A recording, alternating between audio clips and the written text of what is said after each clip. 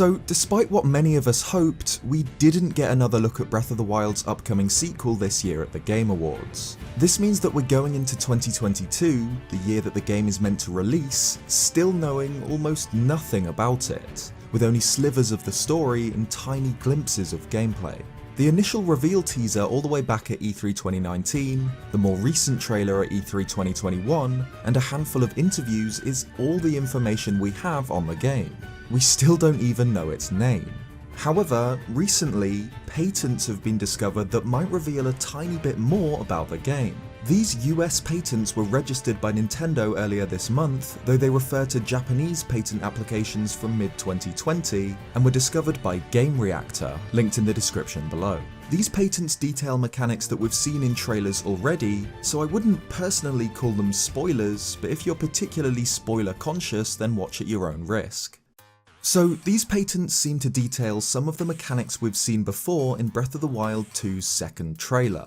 First, US patent 20210370175 appears to detail the mechanic in which Link is able to move upwards through solid platforms. We see multiple diagrams demonstrating this ability and the conditions in which it is possible. It seems that if the ceiling above is at an odd angle or is too far away from Link, then he won't be able to perform the jump. Nor will he if he attempts to jump through a platform edge or through a ceiling with obstacles like spikes. The platform jump will also only work if the surface on the other side is suitable for Link. If he won't fit on the other side or the other side is sharply sloped, he won't be able to perform the technique. The move will apparently ignore terrain that isn't suitable for Link and will try to place him in a satisfiable position instead. There's a flowchart demonstrating this. If Link has the correct item available and all of the conditions are met, then the game will display a mark stating that the jump is possible, which sounds very similar to how the markers for certain runes work in the original game. Not only do we see this jumping mechanism detailed, but we also get a closer look at how the game's skydiving might work. Link falling from an open sky down towards the mysterious islands is one of the best moments from any Zelda trailer I've ever seen, and showcases a new ability for Link not present in the original, where he just falls while staying relatively straight. In the sequel, it seems that he can properly skydive with arms and legs outstretched, but that's not all.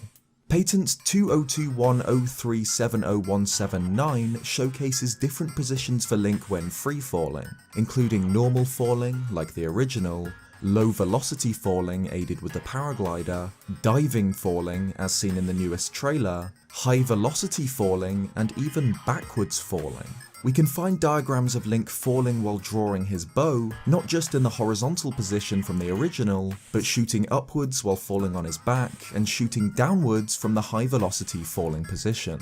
Finally, we have patent 20210370178, which appears to detail the strange reverse time mechanic seen in the second trailer, where Link seems to throw a metal ball back up the hill towards a group of enemies.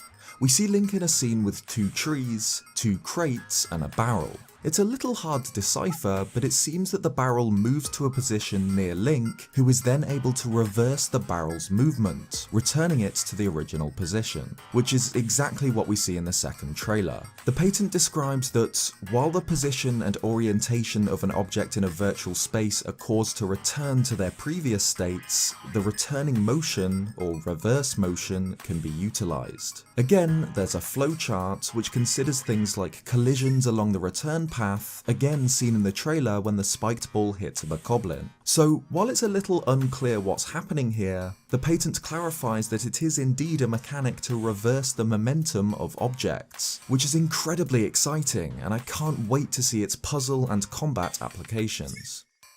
So there are the 3 main patent applications showcasing different mechanics for the sequel. All 3 are mechanics showcased in the second trailer, but in particular the fact that they're putting so much emphasis on aerial combat is incredibly exciting.